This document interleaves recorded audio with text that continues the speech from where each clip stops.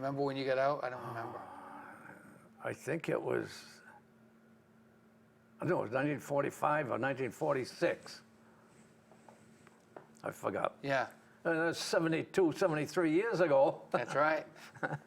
And so then you came home, and you have children. Yeah, so well, I came home, and they had something they call the 5220. I think that's what it was called. Yep. I think, I never got involved in it, but I knew some of the fellas that did. I think it was, I don't know which way it was, $52 a week for 20 weeks or $20 a week for 52 weeks or something, I don't know. But I always thought that that was unfair, because if you get discharged and you did not go to work, you could collect $52.20. Right. If you went to work, you don't get anything. How is that fair to the man that went to work? Why didn't they just give everybody a discharge certain amount and let it go at that? Why? Because a man doesn't want to work, why should he get money? Or the man that wants to work, he don't get anything. I'm almost in that situation now, you know. I have tried to get benefits for my hearing because I lost my hearing. Mm-hmm. I had the nerves damaged from the artillery. You see, when you fired the gun, I have to measure the recoil. It's important because it's a hydraulic system. The more you fire, the warmer the oil gets, the further back it'll recoil. We don't want to blow the gun apart. So you have to bleed the system. The procedure was stand on your toes, open your mouth, and block your ears. How are you going to do that and measure the recoil? Can't do it. Well, it damaged the nerves in my ears, and so that's why I'm partially deaf. Right now, I've lost 60% on this ear and 90% on this ear. I've lost.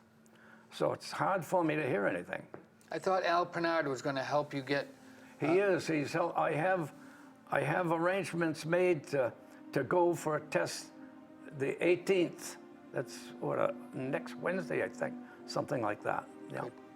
And is that because of somebody that Al knew? That's. He got the paperwork, got it fixed up for me. I went before and tried to have this taken care of, but they notified me that it went before a board, and 10 people or something sit around the table and they decide what they want to do for you. But they didn't decide to do anything for me. A little disappointing, you know. Yeah.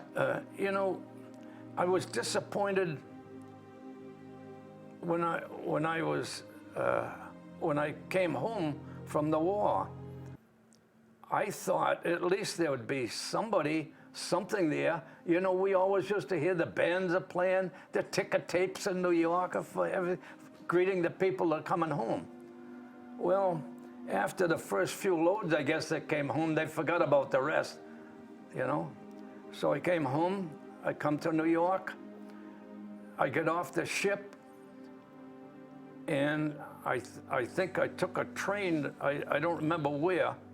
I took a train to some place, and some of the boys said, because a lot of my comrades were from the South, and they said, "Where are you going?" And I said, "I'm going to Fort Devens." Really? Yeah.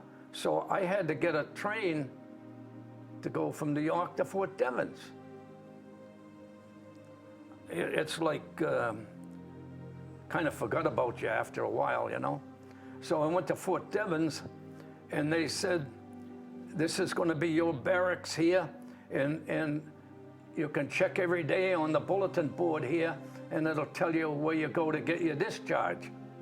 So I never went to the barracks. I went home. I walked out the gate and went home.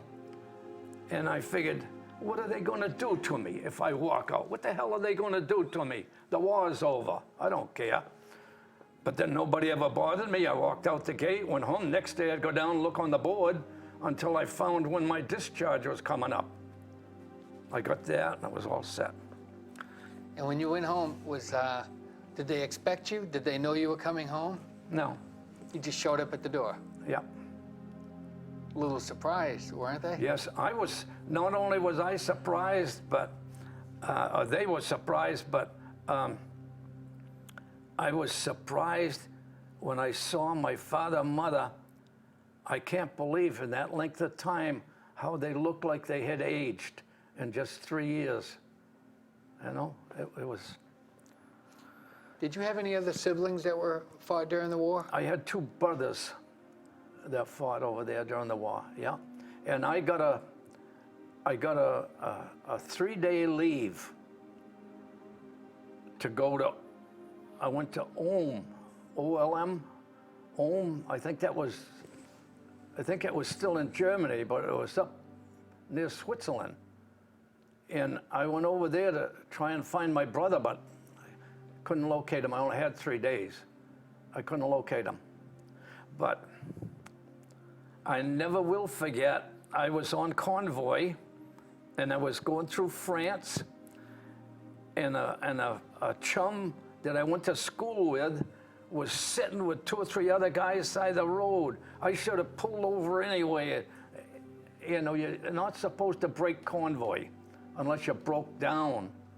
I should have said I engine quit or something, but I never did see him, you know. And I saw him that one time when I went by him.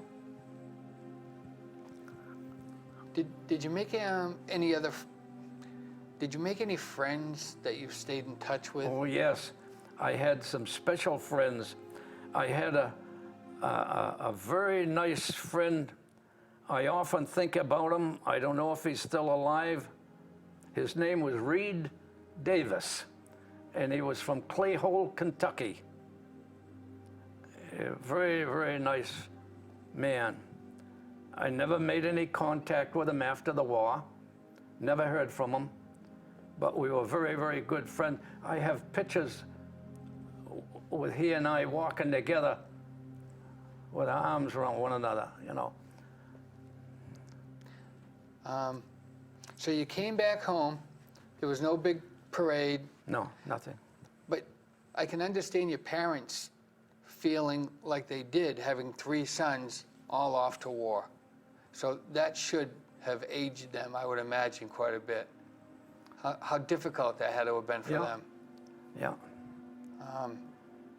And then you came home, and where did you spend most of your years working? Very shortly after I came home, I went to work for the P.J. Keating Company. I started with them, I think I was discharged in 45 or 46, and I started with them in 47. When I went to work for the Keating Company, I went to work for the old P.J. Keating. He had a small gravel plant that he was just starting. We had 3 conveyors and 2 crushers. Myself and one other man from Shirley, we ran that plant for 1 year. Without foreman, nobody. Well, thank you for all you've done. Is there any other story or anything else that you want to share that we haven't kind of gone over? Or we've touched on quite a bit, almost everything that's in the book. Yeah, we did. You know, after the war was over, I was still there. Met a lot of pretty girls, pretty interesting. I met a family. They were very, very nice people. And the mother would go out in the wheat fields and pick the seeds. I don't know if it was wheat or oats. Pick the seeds and bring them home and put them in a frying pan and burn them in a dry frying pan and they would make coffee or tea with them, use them to make coffee or tea. They had nothing. They had, they had to do with whatever they could find. But that was pretty interesting. I went with, sounds crazy, but the war's over. One of the young fellas, that was a German soldier, was discharged, and he and I went to a bar over in Germany, and I could speak a little bit of German, enough to get by, and we went to the bar room together and had a beer, and the beer then, according to him, was not like their beer, because Germans had good beer, and he called it Pizzolin. So you can get the idea, it wasn't a very good beer. But the people were nice. When I left that particular town, the family came out with a box and handed it to me. It was a box of chestnuts. The American chestnut tree died, but over there, they were still alive. And I thought that was pretty nice of them to do this for me. So you see, there were nice people in Germany. Just because we fought them, the war was over. So. Well, thank you very much. I've learned a lot once again, as I always do, and I have the utmost amount of respect, and thank you very much. I mean, you weren't, you didn't have to do what you did, and you didn't have to do it as well as you did it. And I think that's the difference today versus back then. We did whatever we had to do. We did whatever we had to do. It wasn't all fun, that's for sure. We had, even though we're in a gun position by ourselves, a lot of things happen. This telephone, they would notify us, a German strafer is coming over, and it would probably be, he's coming our direction, so they notify us, somebody's seen him, and you probably have 10 or 15 seconds before, whoo, he's coming, And didn't you have to bring some telephone cable out one time? Oh, yeah. The turnips? Yes. One more quick story. Big fields. This is a good one, though. Huge fields.